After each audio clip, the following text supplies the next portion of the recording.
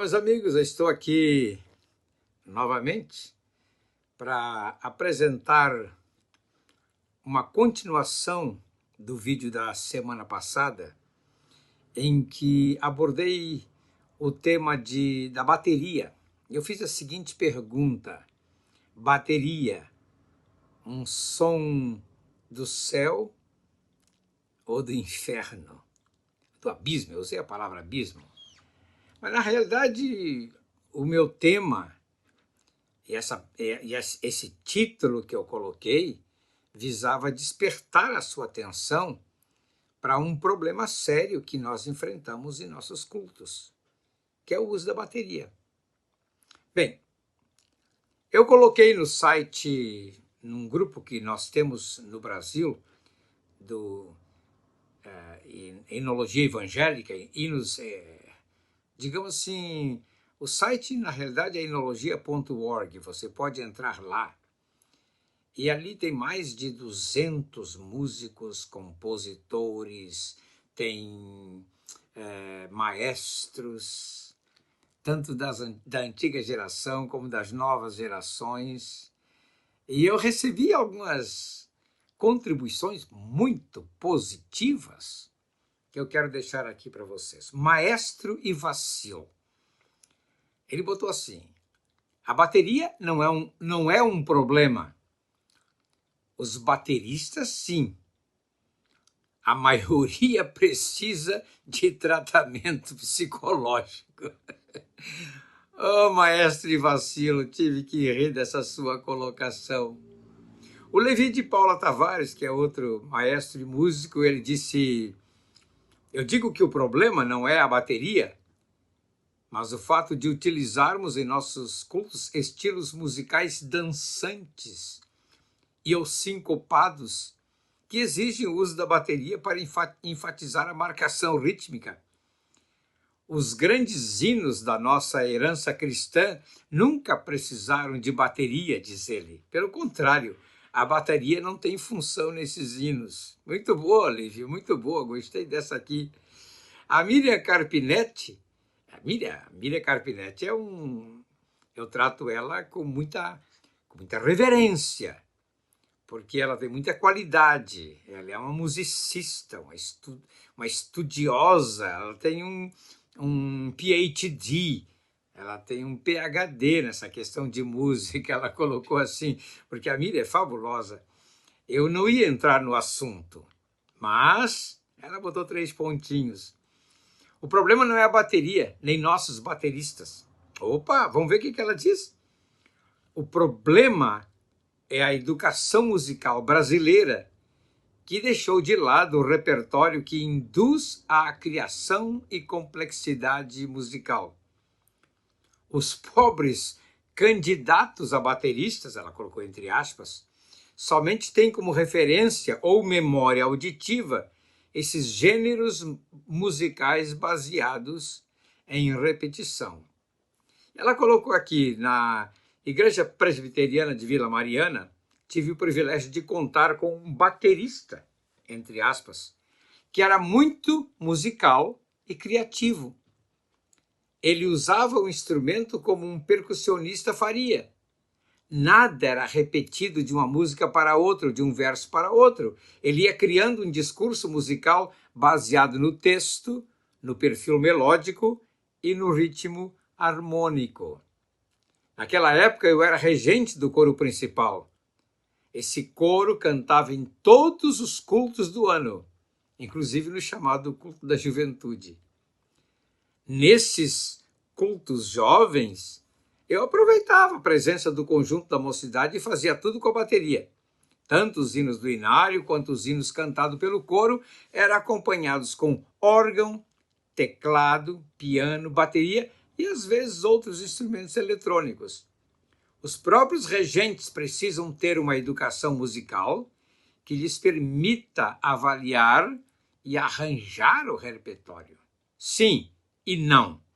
O problema não são os bateristas e músicos. O problema envolve o conceito de cultura musical, instrumentação, reescrita musical, arranjo, etc. Se eu deixar a Miriam Carpinetti, ela faz um discurso enorme aqui. E você já ouviu falar do Atilano Muradas? Eu não sei como pronuncia, se é Átilo, Atilano, autor do livro Decolando nas Asas do Louvor, que anos atrás a Editora Vida publicou.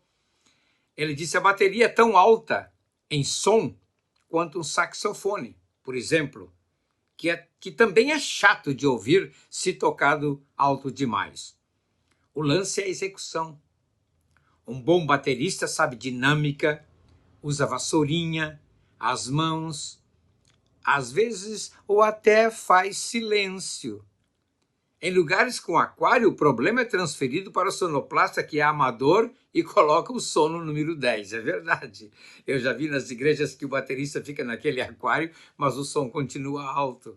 E o baterista suando lá dentro. Adriel Versosa, ele diz assim: uma vez perguntei a um renomado professor de bateria o que significa pegada na bateria. E por que os bateristas costumam tocar tão alto? Ele me respondeu que a tal de pegada tem a ver com precisão rítmica e que os bateristas costumam perder essa precisão ao tocar com menos volume. Então, para manter a precisão, preciso tocar forte. Ele me disse que isso é algo natural e que o próximo nível do estudo seria justamente manter essa precisão reduzindo o volume. Em outras palavras, quanto mais estudado um baterista, é mais preciso ele será e mais confiança ele terá para tocar com pouco volume. Eu gostei da palavra desse aqui, Adriel Versosa, e ele diz, só explicando a questão da pegada, é que ouço muita gente dizer que baterista tem que ter pegada, mas nunca entendi bem ao que isso se referia. Por isso perguntei nessa direção. Laura Barros, ela colocou assim, isso seria exatamente o que ia comentar, inclusive no canto. Para um coral manter o ritmo na dinâmica, pianíssimo, requer muito trabalho técnico, até mesmo sem bateria ou sem qualquer outro instrumento. Desculpe que de vez em quando o meu celular aqui, em que eu gravo os meus programas, dá uma mexida, porque essa minha mesa anda balangandando aqui. Denise Falavinha, que não tem nada a ver com as irmãs Falavinha, ela tem o sobrenome de um parente das irmãs Falavinha. Mas necessário lembrar que a música cristã não é apenas a que veio com Europa, América. Tem abrangência de todos os continentes, tem ritmos de todos os povos. Ritmos dançantes e sincopados com tambores, aí são outra coisa. Quem nunca viu vídeos de músicas da África com tambores, seria impossível permanecer estático. É a essência daqueles povos, é o ritmo que eles usam. O Rodolfo Seifert colocou, penso que a maioria dos bateristas e dos músicos nas igrejas precisa de estudo. Quanto mais estudo, mais sensibilidade. Isso se refere a qualquer instrumento, disse ele. E que bom que temos hoje liberdade de usar todos os instrumentos musicais para celebrar com júbilo ao Senhor. Aleluia! Exatamente. Quanto mais estudarem, se prepararem musical e espiritualmente, melhores estarão no seu papel. É aquilo que está no Salmo 33, né? Celebrai a Deus com arte e com júbilo. Aí vem da Ariane Meller, que escreveu, tá? Precisam também entender que instrumentos e grupo de louvor têm como missão levar a igreja à adoração. José Mauro disse, muitos cânticos foram criados com finalidade comercial. Ele trocou no outro ponto.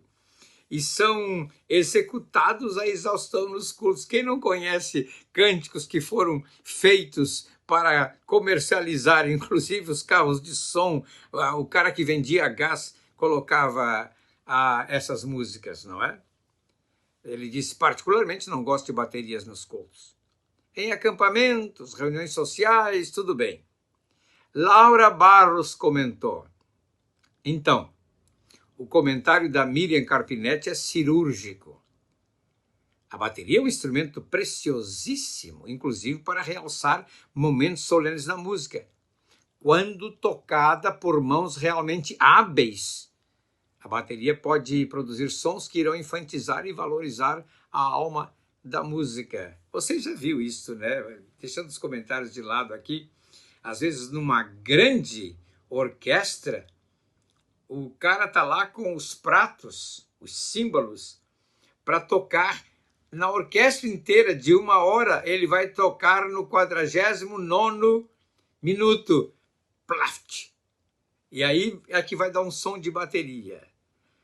Ela botou, tive a oportunidade de cantar junto com o coro lírico do Teatro Municipal de São Paulo em um concerto do maestro compositor Ennio Morricone, autor de trilhas sonoras famosas do cinema, A Missão, Cinema Paradiso, uma orquestra espetacular do próprio maestro.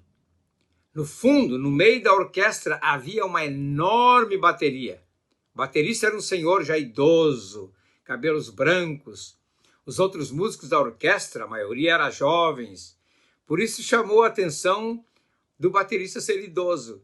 Para resumir, a bateria foi o melhor de todo o grupo. Deu um show de verdade. Não porque apareceu muito. Pelo contrário, liderou a música de forma discretíssima em todo o tempo. Somente se destacava nos momentos em que a música requeria. Foi maravilhoso. E eu tenho aqui outros comentários, não é? Eu tenho mais comentário da Miriam Carpinetti, coloca que a bateria deve ser um instrumento que se aprende da mesma forma que se aprende com outros instrumentos. E essa aqui é a cereja do bolo. O Paulo Schwank entrou no meu canal e escreveu: eu gosto de bateria eletrônica. Aí, sem total controle, se tem total controle na mesa de som. Mas os bateristas odeiam. E recentemente eu perdi uma disputa dessas. Deu uma risadinha. Na opinião, os melhores bateristas são os que vêm da música gaúcha. Eu concordo com ele. Ainda, esses aquários de baterias deviam ser cheios d'água. Aí resolveria o problema. Bem, eu levantei a lebre e eu deixo aqui, desculpa, esse vídeo já foi a 12 minutos e 30 e eu não queria gastar tanto do seu tempo, mas é importante que a gente discuta sobre esse tema. Não se esqueça de se inscrever no meu canal, deixar o seu gostei ou não gostei, compartilhar esse vídeo com seus amigos. Eu estou pertinho de chegar a 3.000 seguidores, eu preciso chegar logo a 3.000 seguidores. Deus abençoe você.